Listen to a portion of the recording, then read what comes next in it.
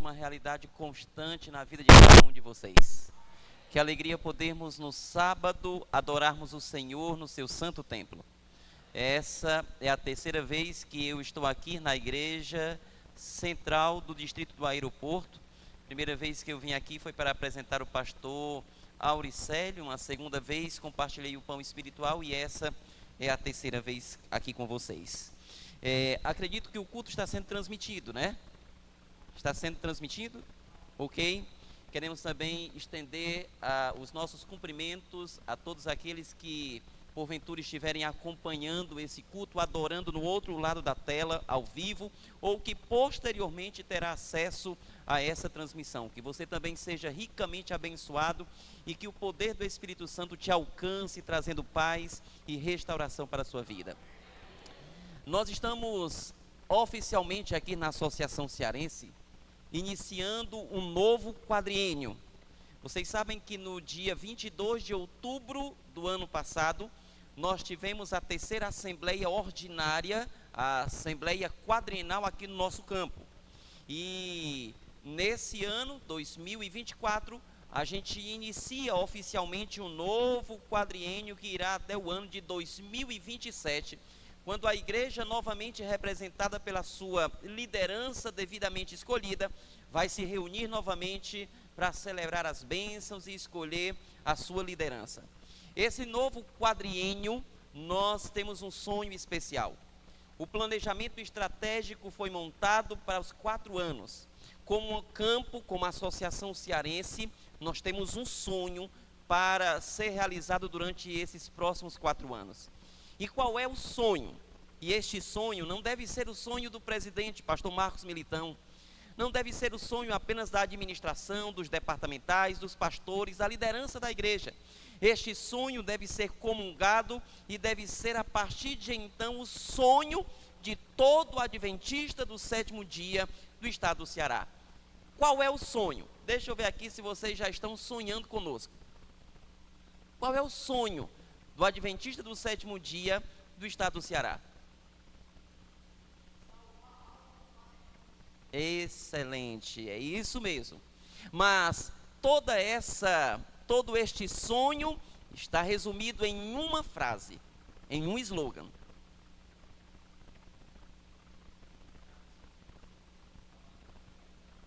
Bateu na trave. E eu vou dizer para que vocês não esqueçam mais. O sonho da Igreja Adventista do 7º dia do estado do Ceará para os próximos 4 anos é sermos uma igreja viva com forte identidade missionária. Deu para pegar já? Qual é o sonho, queridos líderes dessa igreja? Tudo que vocês planejarem, tudo que vocês traçarem, tracem tendo em vista alcançar esse propósito. Qual é o propósito? Ser uma igreja viva com forte identidade missionária. Sim, à vontade.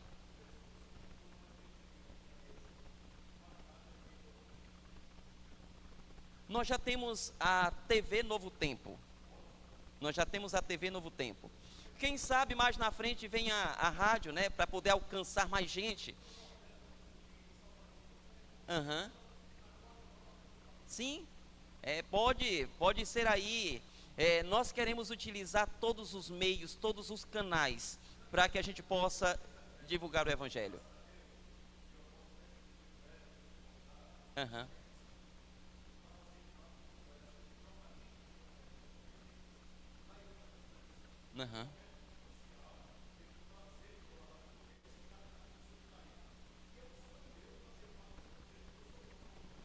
Sim. Então, de repente aí é uma semente que está sendo lançada no solo fértil da proclamação.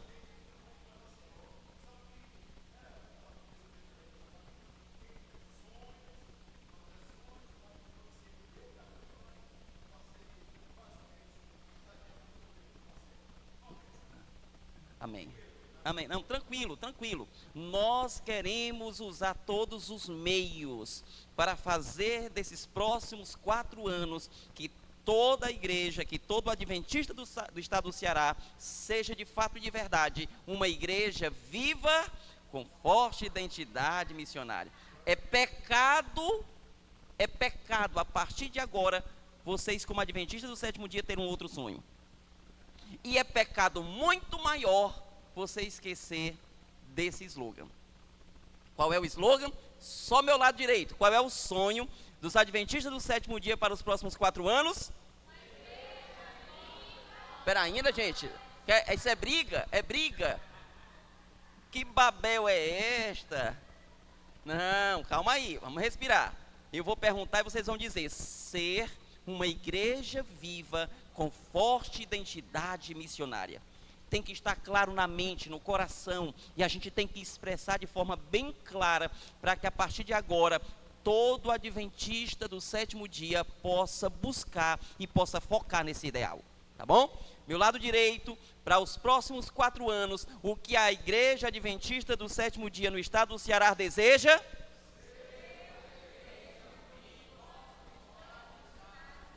Maravilha. Vou perguntar para o meu lado esquerdo, eu acho que eles vão ser melhores que vocês aí, viu, gente? Eu acho que vocês estão meio que desalinhados aí. Deixa eu ver aqui se eles estão mais entrosados do lado esquerdo. Para os próximos 4 anos, qual é o sonho da Igreja de Deus no estado do Ceará?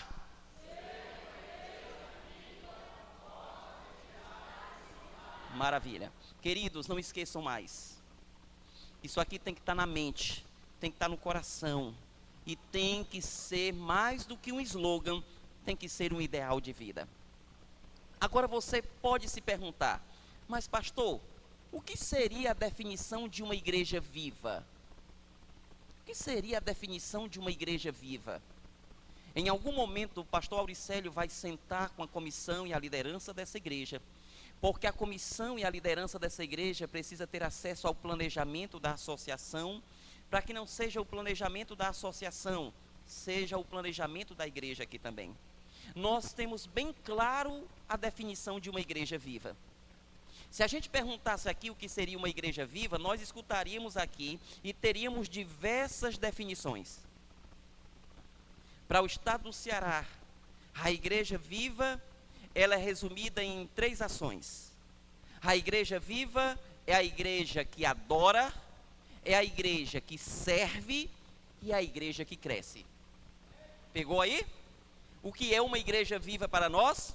É uma igreja que adora, é uma igreja que serve e é uma igreja que cresce. Simples assim. É tudo muito simples para ficar fácil de memorizar. É tudo muito simples para ficar fácil de executar. É tudo muito simples para sair do papel. Nós queremos ser uma igreja viva, e uma igreja viva é uma igreja que? Uma igreja que? E uma igreja que? Rapaz, vocês são inteligentes. Agora vocês lembram que o sonho não é apenas ser uma igreja viva.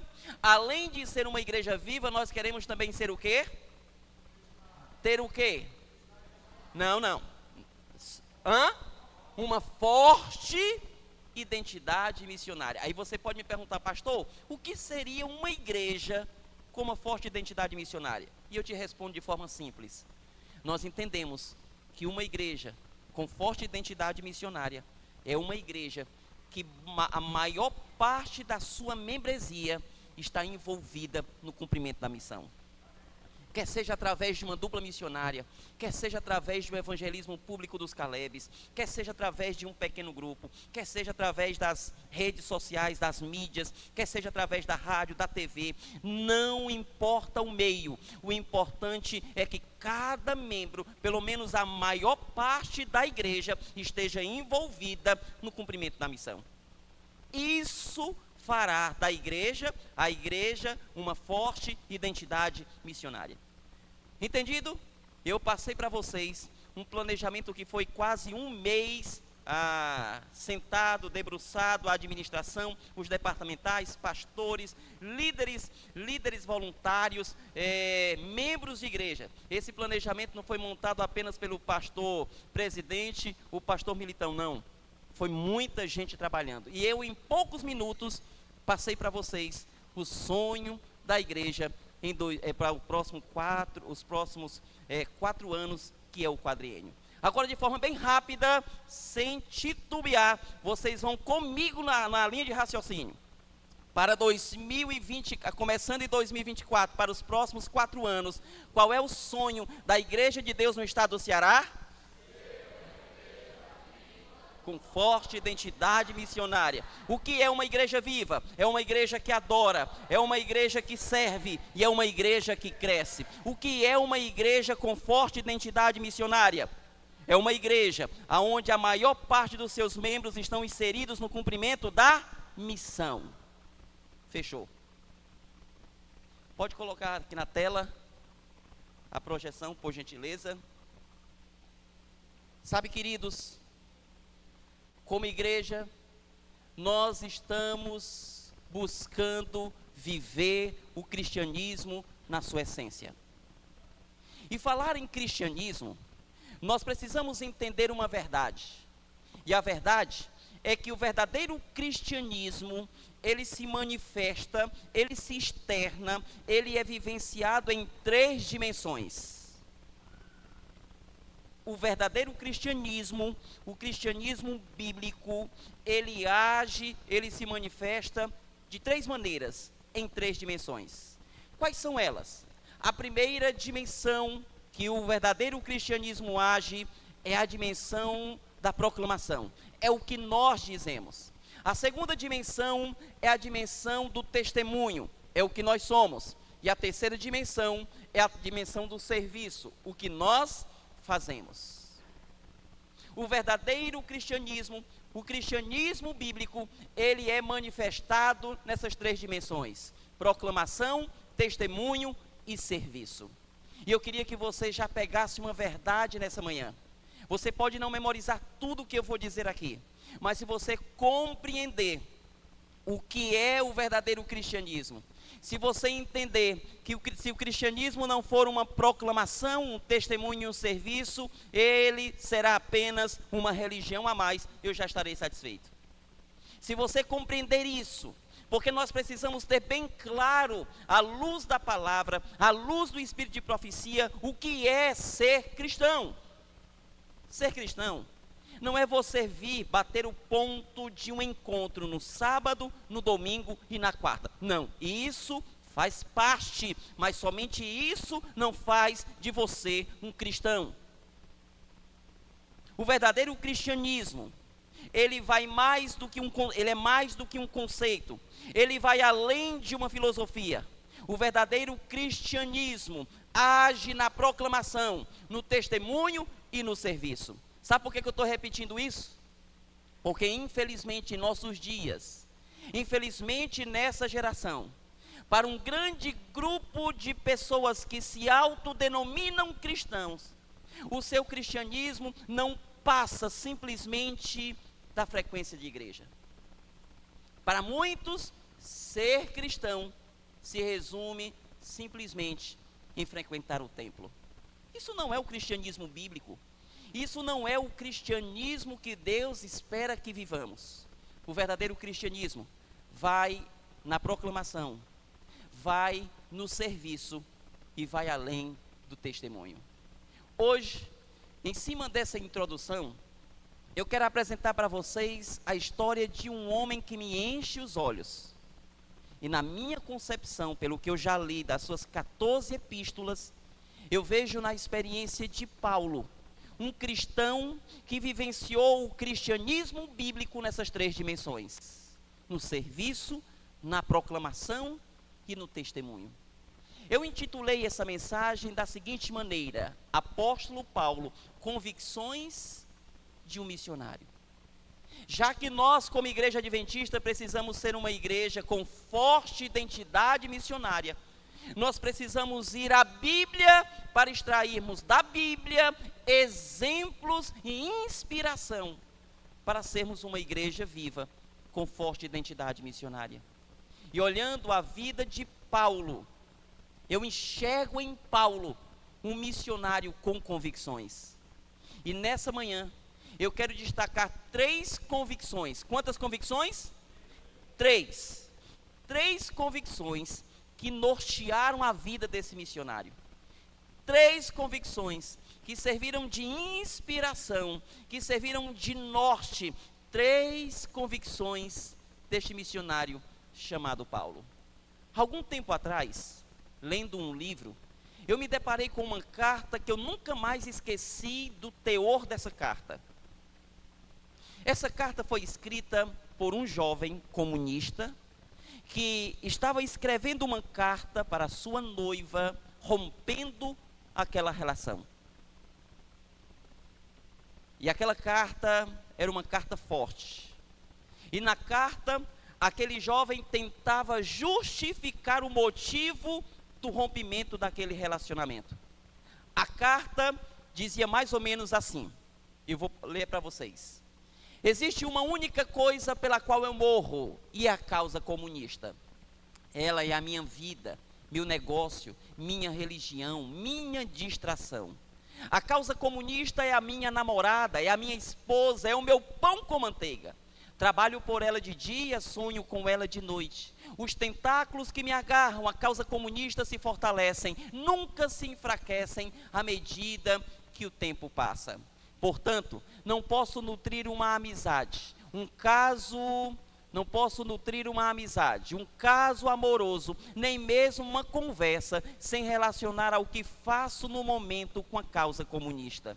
Eu avalio as pessoas, as aparências, as ideias e as ações de acordo com a maneira pela qual atingem a causa comunista, segundo as atitudes que demonstram para com esta causa.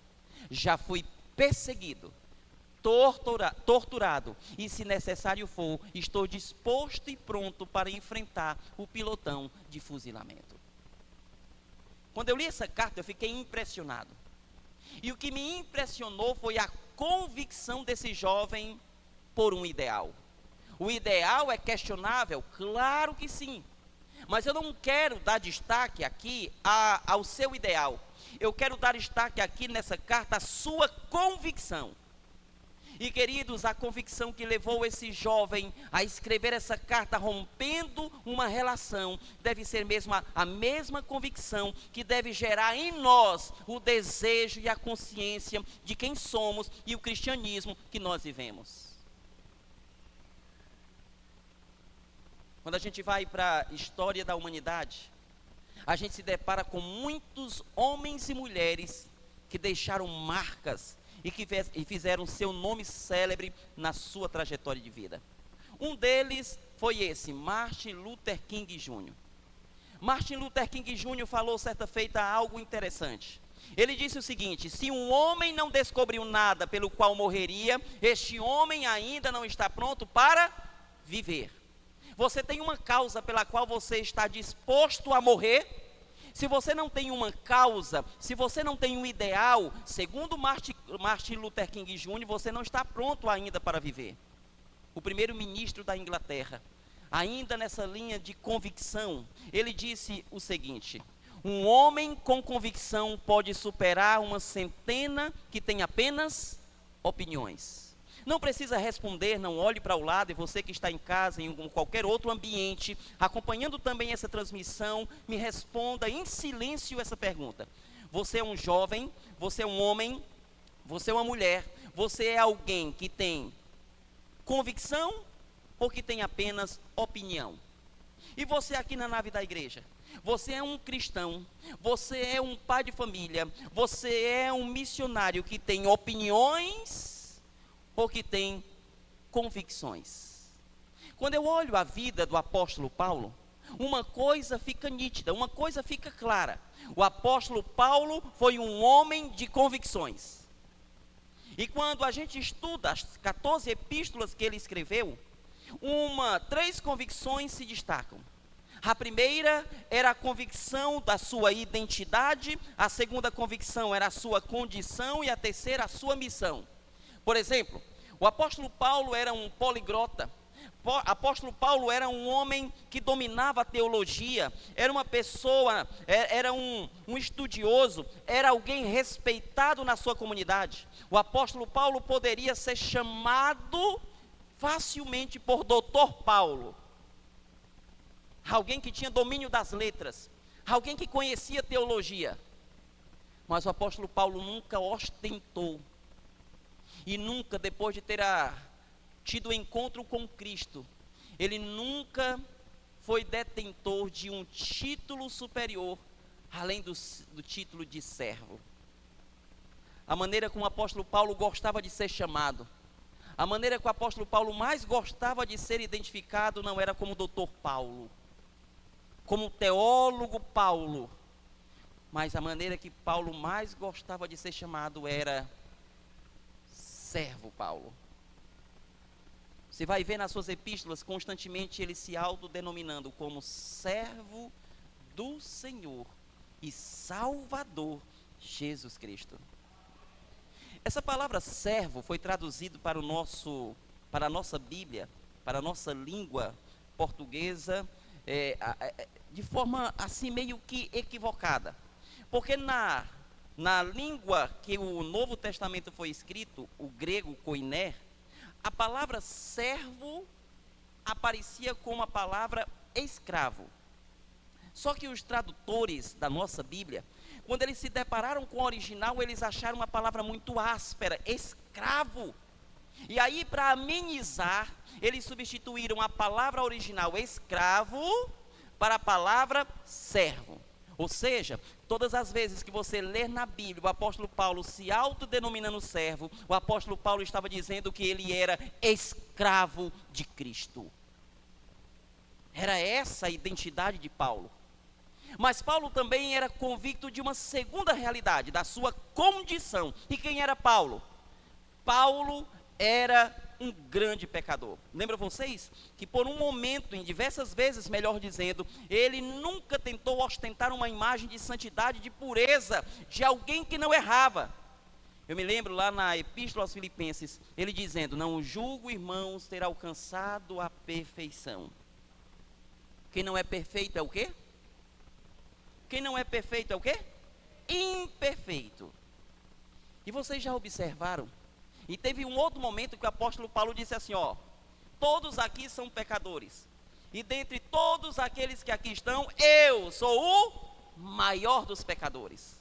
Vocês já observaram que às vezes a gente coloca um terno, uma gravata, pega o microfone na mão e quer ostentar uma santidade que de fato não existe? E eu preciso lembrá-los nessa manhã, que aqui não tem ninguém melhor do que ninguém. Se você olhar para o seu lado esquerdo, você vai se deparar com um pecador. Se você olhar para o lado direito, para frente e para trás, você vai se deparar com pecadores. Aqui todos são farinha do mesmo saco. Todos aqui são leprosos. Todos aqui pecaram e destituídos estão da glória de Deus. O apóstolo Paulo, eu olho assim, o apóstolo Paulo, não se denominava perfeito, era consciente da sua condição de pecador. O apóstolo Paulo tinha uma terceira convicção, e a terceira convicção de Paulo, sabe qual era? A sua missão. Paulo não teve aquele encontro com Cristo a caminho de Damasco por acaso.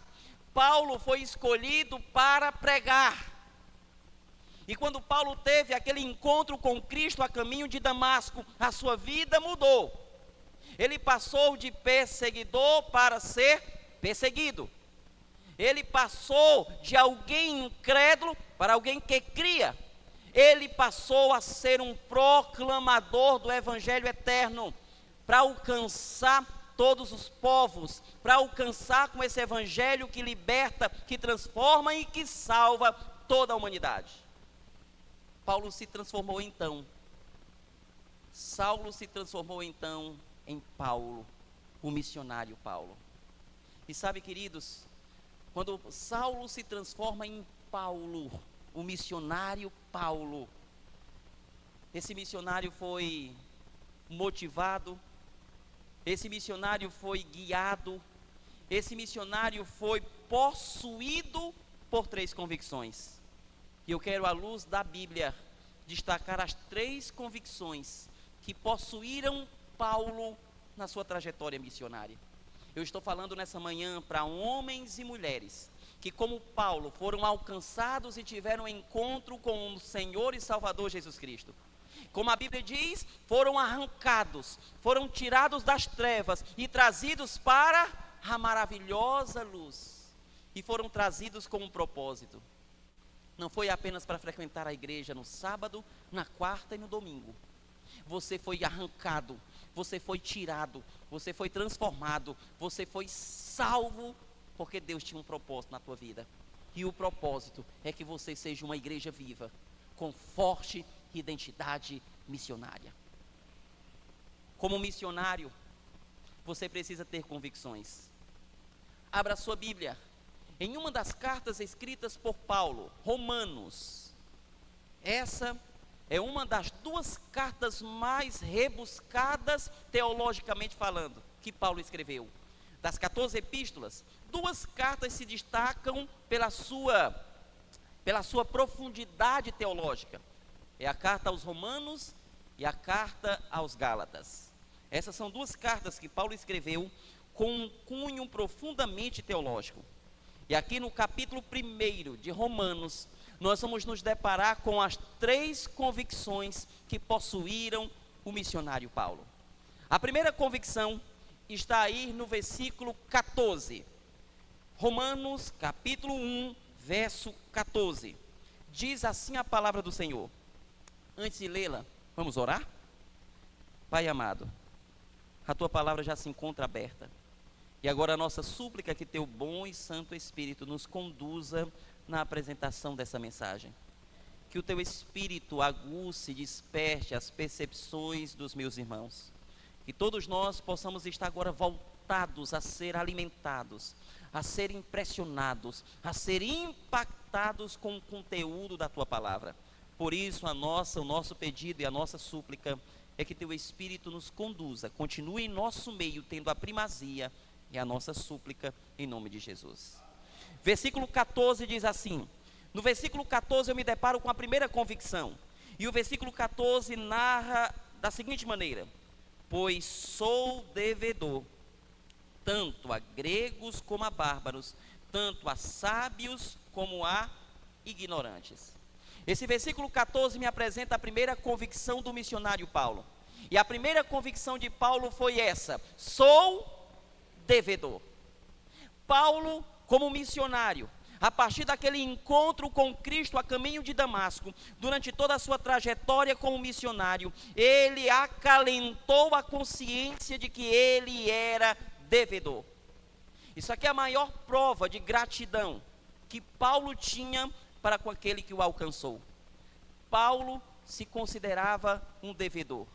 E aqui ele usa 2 expressões. Ele se considerava devedor aos gregos e aos bárbaros. Aos gregos, aqueles que moravam naquela circunvizinhança, e aos bárbaros, todos aqueles que não estavam considerados como gregos. Em outras palavras, o que Paulo estava dizendo: eu sou devedor ao mundo. Eu tenho uma dívida para com o mundo. E aqui eu abro um parêntese. Eu já ouvi muita gente dizendo o seguinte: eu não vou para o trabalho missionário, eu não vou fazer isso, eu não vou fazer aquilo, porque afinal de contas, quem é remunerado, quem é pago na igreja para fazer as coisas é quem? É o pastor. E aí as pessoas dizem assim, eu não sou pago, eu não sou remunerado, eu sou o quê? Voluntário. Interessante que Paulo não tinha essa mentalidade. Paulo se denominava como alguém que tinha uma dívida.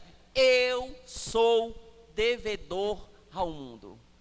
Querido amigo, querido irmão, de fato você não é remunerado. Mas diante da graça que te alvejou e te alcançou, você é alguém que tem que acalentar como Paulo um sentimento de dívida. E sabe por que Paulo, ele tinha a consciência de que era devedor ao mundo? Não era porque os gregos haviam lhe presenteado, não é porque os bárbaros haviam ali lhe prestigiado, não. Paulo era consciente da sua dívida para com o mundo pelo fato dele ter sido alcançado pelo Evangelho. Paulo teve um chamado, Paulo teve o privilégio de ser alvejado pela graça ali no caminho de Damasco. E quando ele foi alvejado pela graça, Deus lhe confiou um belo e profundo chamado. Assim como você, eu não sei a tua história, como você foi alcançado. Eu não sei como o Evangelho te alcançou. Uma coisa eu tenho certeza: independente da maneira pela qual você conheceu o Evangelho, e independente da forma como você aceitou esse Evangelho, a partir do momento que você aceitou e foi alvejado pela graça, você passou a ser também alguém com um chamado especial. Quando a gente vai ali para o livro de Atos, a gente percebe o chamado claro e especial, o privilégio que Deus conferiu àquele homem. Lá em Atos, capítulo 9, versículo 15, narrando o momento da visita de Ananias a Paulo, diz assim, olha o que Deus disse a respeito de Paulo. Mas o Senhor lhe disse a Ananias, vai, porque este é para mim um instrumento escolhido para quê, irmãos? Para levar o meu nome perante os gentios e reis, bem como perante os filhos de Israel. É esse o propósito, era esse o chamado pelo qual Deus tinha para a vida de Paulo, e é o mesmo chamado e propósito para a minha vida, para a sua vida e para a vida da Igreja Adventista do Sétimo Dia aqui no estado do Ceará. Nós fomos alcançados, nós fomos alvejados pela graça, e no momento que fomos alcançados, Deus nos conferiu o propósito e o privilégio de estarmos envolvidos no cumprimento da missão. Você é um instrumento escolhido por Deus. Você poderia nesse momento estar aí no centro, estar em um clube se divertindo, estar quem sabe em qualquer outro momento, em qualquer outro espaço, em qualquer outro lugar, mas você estar na casa do Senhor, adorando o nome do Senhor e sendo lembrado que você tem dono, que você foi alcançado alcançado e alvejado pela graça e tem uma missão e um propósito especial. Você é um instrumento pelo qual Deus deseja usar para alcançar povos. Paulo era um missionário consciente. No livro Serviço Cristão, na página 10, Ellen White nos lembra que, como Paulo, nós temos que acalentar o mesmo senso de dívida. Na página 10 ela diz assim, salvar almas deve ser a obra vitalícia. E essa palavra me chama a atenção. Salvar, estar envolvido na missão, não deve ser algo esporádico, que acontece assim na Missão Caleb, no Calvário, na Semana Santa, assim no final do ano, quem sabe uma vez perdida. Não é esse o propósito de Deus, que você se envolva apenas de forma esporádica. Todo verdadeiro cristão entende que foi salvo e foi chamado para desenvolver uma obra vitalícia de todo aquele que professa seguir a Cristo. E que obra vitalícia é essa? Somos devedores ao mundo pela graça que nos foi dada por Deus. Portanto, meu querido irmão, como Paulo, você também tem uma dívida para com o mundo. Sabe por quê? Porque como Paulo, você também foi alvejado pela graça. Quando eu falo de homens e de mulheres que dedicaram a sua vida à pregação do Evangelho, eu me lembro claramente da história desse grande evangelista. Não foi um adventista do sétimo dia, foi um pregador batista chamado Billy Graham. Billy Graham viveu a sua vida para pregar a palavra, viveu a sua vida para apresentar um homem da cruz. Envelheceu pregando e pregava para multidões. Era um grande evangelista. Uma das suas últimas aparições na TV, participando de um programa de auditório, sendo entrevistado, uma frase me chamou a atenção. No final da entrevista, a repórter lhe fez uma pergunta: Billy Graham, para encerrarmos a sua participação, me responda uma coisa, uma curiosidade minha. Quando o Senhor morrer, quando se encontrar com Cristo, qual é a primeira pergunta que o Senhor deseja fazer a Cristo? Naquele momento, Billy Graham já cansado pelo acúmulo dos anos, parou um pouco, com a voz trêmula, uma lágrima correu nos seus olhos, e ele disse o seguinte: quando eu morrer e me encontrar com o meu Senhor e Salvador, a primeira coisa que eu desejarei perguntar a Ele é: existe mais algum lugar, existe algum mundo que ainda precisa ser evangelizado? Existe algum lugar nesse imenso universo que não tem conhecimento da história da cruz? Existe algum espaço nesse imenso universo que não tem conhecimento da pessoa maravilhosa de Jesus? Somente alguém que tem um senso de dívida pelo qual foi alcançado pode dizer isso. E querida igreja, aqui do aeroporto, nós precisamos, como adventistas, acalentar essa consciência. Nós temos uma dívida para com o mundo, porque o que nós merecíamos era a morte, mas recebemos a graça redentora de Cristo e um privilégio de estarmos envolvidos no cumprimento da missão. A primeira convicção que norteou a caminhada missionária de Paulo foi essa: sou devedor. Há uma segunda convicção, agora no versículo 15, no verso seguinte.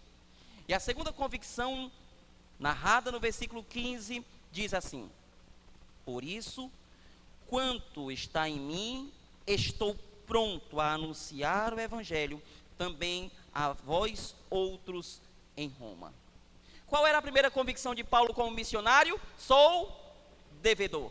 A segunda convicção de Paulo é: estou pronto. Consciência da sua responsabilidade. Se o senso de dívida expressava a sua mais profunda gratidão pelo resultado final, pela a graça que lhe alvejou, o fato de estar pronto demandava a sua consciência, a consciência de sua responsabilidade. Estou pronto. Interessante que quando a gente vai para a língua original, essa palavra, essa expressão estou pronto, é a palavra protimos. No grego, essa expressão, essa palavra protimos, vai algo além de estar capacitado, vai algo além de estar preparado para desenvolver uma tarefa. Protimos quer dizer também anseio em executar algo. E eu particularmente acredito que quando Paulo declarou para os irmãos em Roma: quanto a mim, estou pronto para pregar o Evangelho, o que tinha em mente, o que estava na mente de Paulo não era: estou capacitado, eu tenho doutorado, eu falo bem, eu domino as redes sociais, eu sou uma pessoa capacitada. Não, o que estava na mente de Paulo era: eu tenho um anseio, eu tenho uma ânsia, eu tenho algo que me possui, uma paixão nata. É o desejo de apresentar Jesus para a humanidade. Ah, queridos, todo verdadeiro missionário, ele tem que ser possuído por esse anseio, por essa paixão. Ninguém deve se envolver na missão porque o pastor está aqui. Ah, se você não for, você é um dissidente. Ah, você precisa. Não, ninguém se envolve verdadeiramente na missão por pressão. Ninguém se envolve na missão com medo das consequências. Todo verdadeiro missionário é alguém apaixonado pelo cumprimento da missão. O apóstolo Paulo tinha uma ânsia, o apóstolo Paulo tinha prazer, o apóstolo Paulo tinha paixão em estar envolvido nesse processo de salvar vidas. No livro Testemunhos para a Igreja, volume 8, página 155, Ellen White diz assim: a comissão dada aos discípulos é também repassada a quem? Não.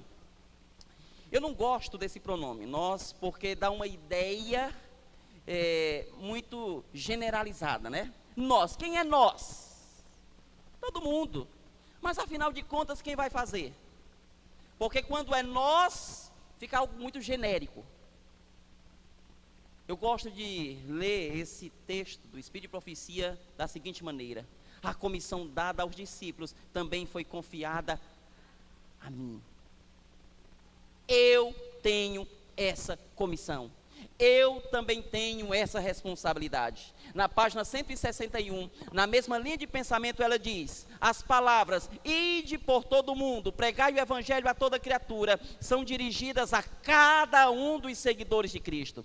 Todos os que estão destinados a participar da vida de Cristo estão destinados para trabalhar pela salvação de seus semelhantes. O mesmo que anelo de alma que ele sentiu pela salvação dos perdidos deve ser neles, nos seus seguidores também manifesto. Observe que Paulo tinha paixão, um desejo de estar envolvido na salvação de almas lhe consumia. E esse texto diz que Jesus Cristo, o próprio Salvador, tinha um anelo pela salvação dos perdidos. E você, que se denomina cristão, que tipo de sentimento tem ardido em teu coração? Como você tem encarado o cumprimento da missão, o doce privilégio de você estar inserido na salvação de alguém? Irmão, você já parou para pensar nisso? Toda pessoa que chega aqui nesse tanque, toda vida salva, toda vida transformada, sempre tem alguém que se envolveu no processo de salvação. Você já pensou no privilégio que o céu te concedeu, de você estar inserido no processo de transformação de uma vida, no processo de salvação de alguém que estava perdido? Eu gosto de definir a fórmula do sucesso para o trabalho missionário. Eu não sei se nessa manhã eu estou falando para alguém que em algum momento ou que de alguma forma já se frustrou ao se inserir no cumprimento da missão. Pastor, eu fiz um evangelismo, ninguém se batizou. Pastor, eu não participo de uma dupla missionária, eu não dou estudo bíblico porque eu já tentei diversas formas e ninguém se batiza. Pastor, eu não sei qual tem sido a tua experiência no cumprimento da missão. Mas nessa manhã, eu quero apresentar para você, independente da frente missionária que você utilize para cumprir a missão, quer seja uma dupla missionária, quer seja através de um evangelismo público, quer seja através da distribuição de literaturas, independente da forma pela qual você utiliza para apresentar Jesus, eu vou lhe dar a forma do céu, uma fórmula simples para que você seja um evangelista exitoso. E a fórmula é muito simples, muito simples. A fórmula se resume na seguinte expressão: ser mais fazer é igual a ter. Essa é a fórmula para que você seja um evangelista de sucesso, como foi Paulo. Ser mais fazer é igual a ter. Repita comigo para ficar memorizado: ser mais fazer é igual a ter. Pastor, seja mais claro, eu vou explicar para você. No cumprimento da missão, para que você seja um evangelista de sucesso, o céu espera que antes que você faça, primeiro você seja. Na ótica divina, o ser precede o fazer. Quando você faz sem ser, Deus olha para você e enxerga em você um hipócrita. Quando você prega e não vive, quando você ensina e não faz, quando você faz sem ser, Deus te enxerga como hipócrita. Agora, quando você faz sem ser. Uma vez alguém me perguntou, fez a seguinte pergunta: pastor, o que é melhor? Não ser e parecer, ou parecer e não ser? Porque aí a pessoa diz assim: não entendi, seja mais claro. É porque, pastor, tem gente assim que nem parece ser cristão, mas na sua essência é. Tem outros que arrotam santidade, mas na essência é um túmulo caiado, um sepulcro caiado. Na sua concepção, o que é melhor? Ser e não parecer, ou não ser? Ele diz assim, nenhum dos dois. A melhor opção é a terceira, ser e parecer cristão. Quando você é e não faz, Deus olha para você como um omisso. Se fazer sem ser te torna um hipócrita, ser sem fazer te torna um omisso. Eu particularmente acho muito difícil quem de fato é não fazer. A fórmula simples do sucesso evangelístico é: seja um cristão, seja autêntico, seja verdadeiro, faça a obra e você terá sucesso. Era essa a consciência de Paulo. Eu estou pronto, eu anseio, eu anelo, eu quero fazer a obra. Portanto, meus queridos irmãos, cada um de nós precisamos acalentar também essa paixão missionária, esse fogo missionário para salvarmos vidas. Eu falei que eram quantas convicções que Paulo tinha? 3. Já apresentei para vocês 2 convicções. E eu encerro essa mensagem apresentando a terceira. E a terceira está no versículo 16. E diz assim o verso. Verso 16 do capítulo 1. Pois não me envergonho do evangelho, porque é o poder de Deus para a salvação de todo aquele que crê, primeiro do judeu e também do grego. Vamos recapitular? A primeira convicção de Paulo qual é? Sou devedor. Segunda convicção, estou pronto. E a terceira convicção desse missionário foi essa: não me envergonho do evangelho. Não me envergonho do evangelho. Sabe, queridos, em toda a igreja nós encontramos sempre 3 classes de crentes. Quantas classes? 3. Qual a primeira classe? Aqueles que se envergonham do evangelho.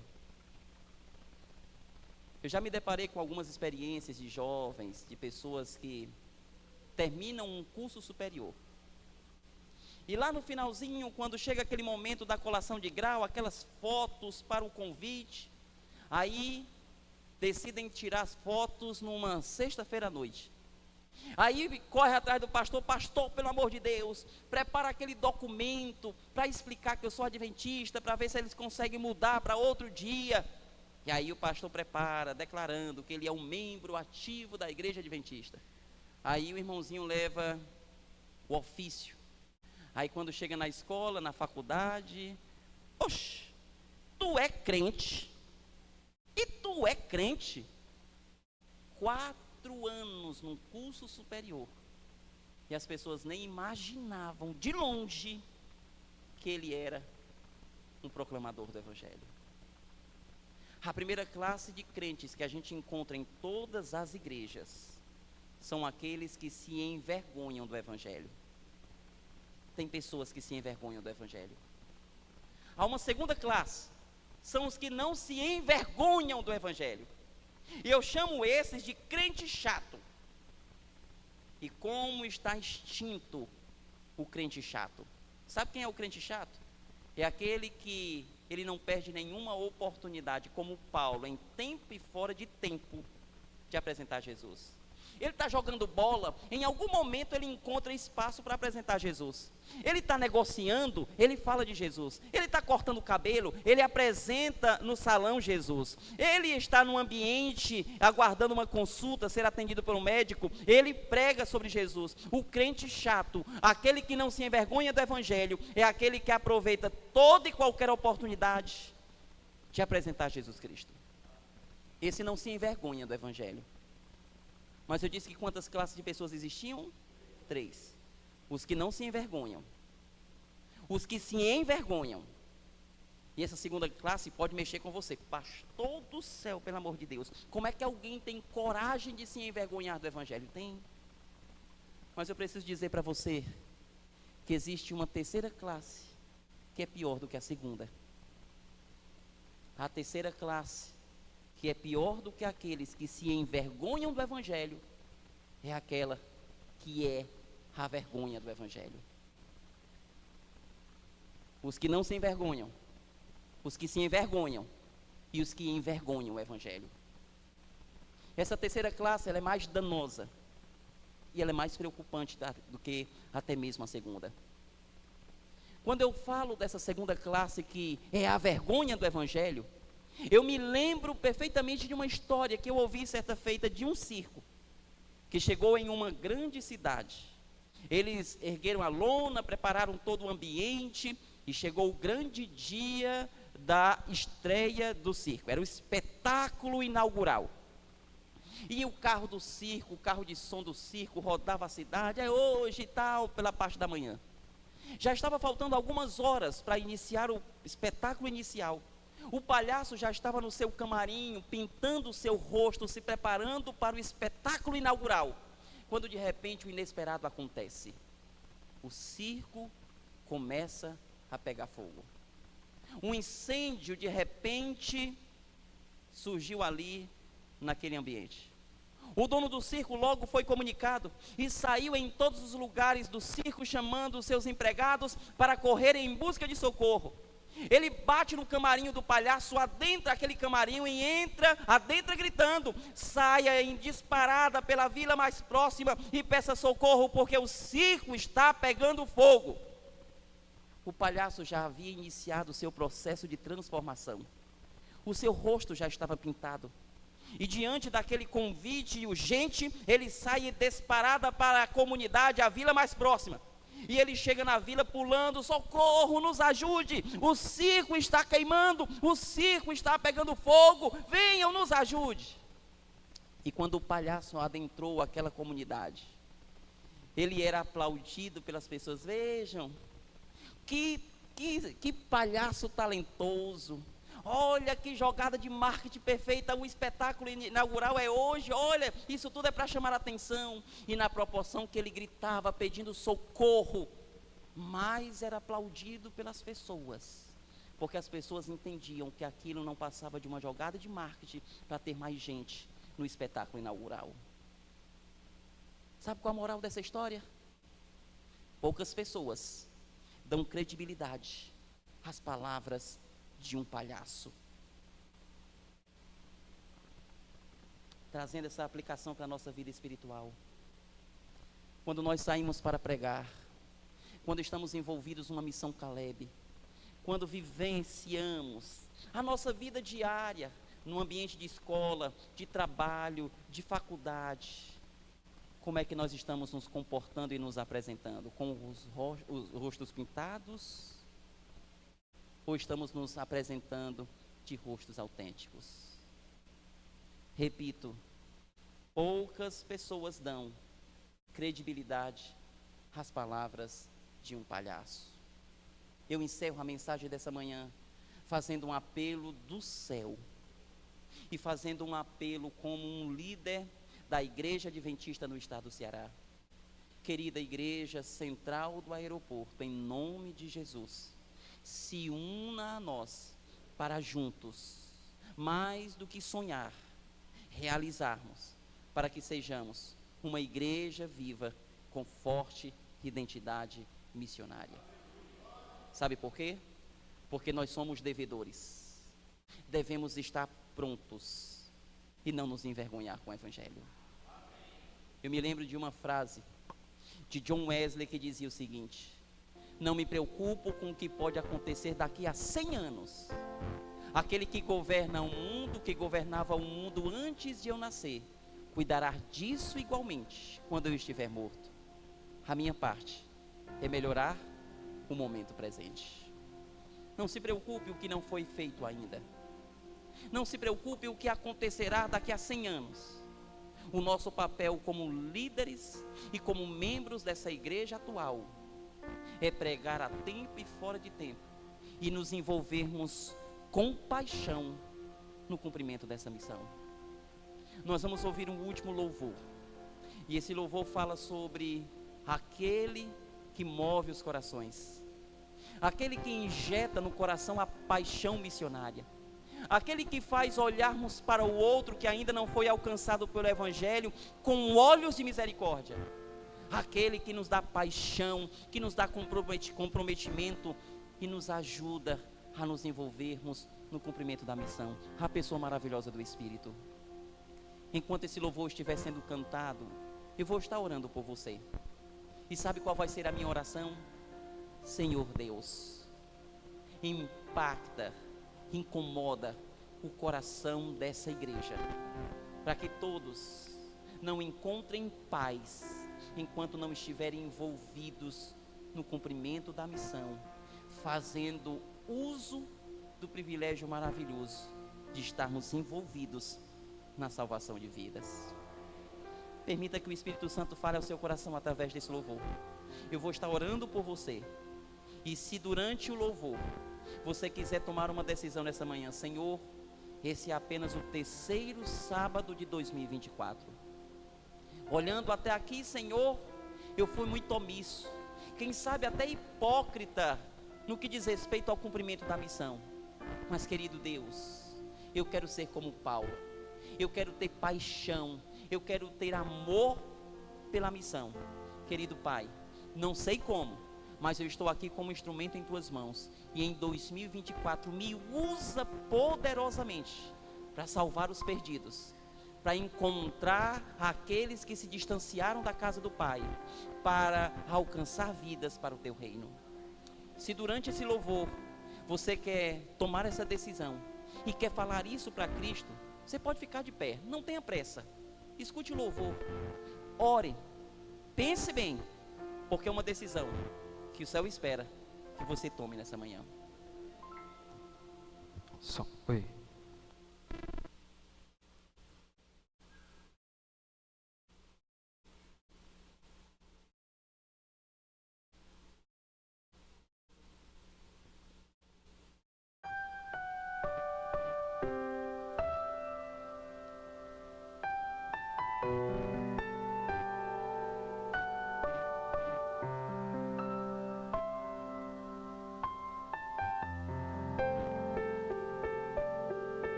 Senhor, Tu sabes bem, sondas o meu coração e me conheces. Eu sei que nada sou sem a Tua proteção na minha vida.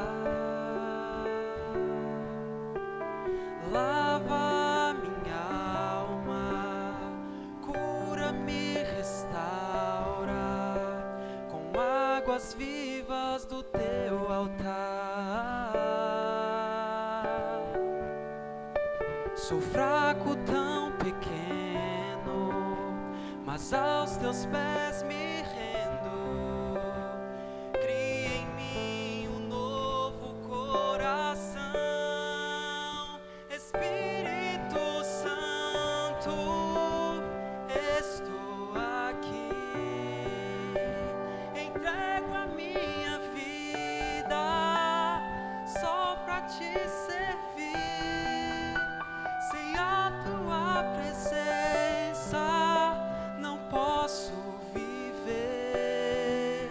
Renuncio o meu eu, já não vivo mais eu. Cristo vive em mim.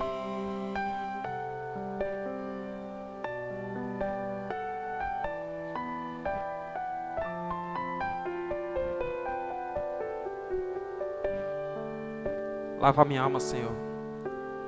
Lava minha alma, cura-me, restaura com águas vivas do Teu altar. Sou fraco, tão pequeno, mas aos Teus pés me rendo.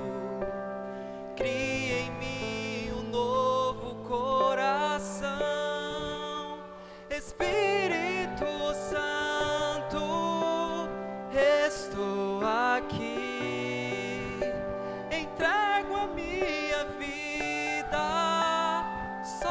pra te servir.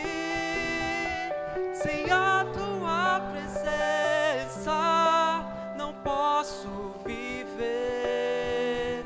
Renuncio meu eu, já não vivo mais eu. Cristo vive em mim. Eu sei que provações vou enfrentar, e pelo deserto terei que passar. Abre os meus ouvidos, pois quero te escutar. Cumpra em mim, Senhor, o teu querer. Espírito Santo, estou aqui. Entrego a minha vida só pra te servir. Sem a tua presença não posso viver. Renuncio meu eu, já não vivo mais eu.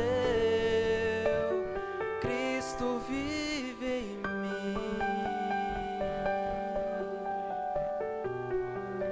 Renuncio meu eu, já não vivo mais eu.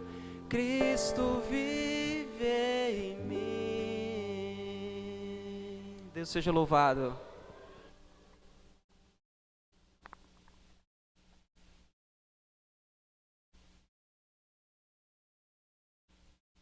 Nos concede a ânsia de estarmos envolvidos no cumprimento da missão.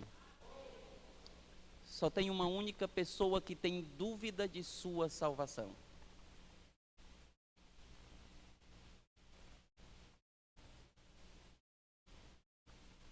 Alguém disse, certa feita com muita propriedade, que quem não se preocupa com a salvação do próximo, quem não está nem aí, não estou nem ligando com a salvação alheia, é porque a sua própria salvação ainda está em jogo.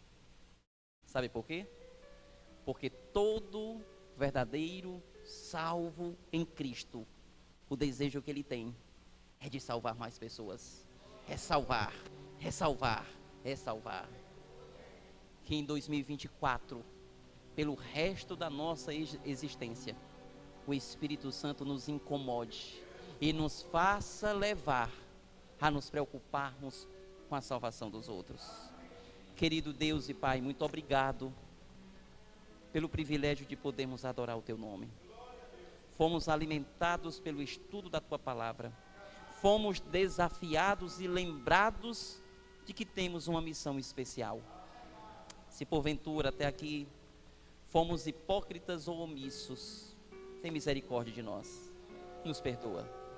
Nós queremos, a partir desse momento, daqui para frente, estarmos envolvidos, comprometidos e termos como propósito vital da nossa existência sermos uma igreja viva, com forte identidade missionária.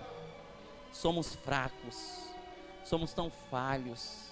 Nós suplicamos que a presença poderosa do Teu Espírito nos conduza, porque queremos que seja mais do que um slogan, mais do que uma marca, que seja o nosso propósito de vida. Continua nos conduzindo, nos dá um restante de sábado abençoado na Tua presença. Essa é a nossa oração, em nome de Jesus. Deus abençoe a você que esteve aí no outro lado da tela, participando conosco desse momento de adoração. Aos irmãos também foi um prazer muito grande adorar o nome de Deus mais uma vez com vocês aqui na Igreja do Aeroporto. Eu vou estar à porta para despedi-los.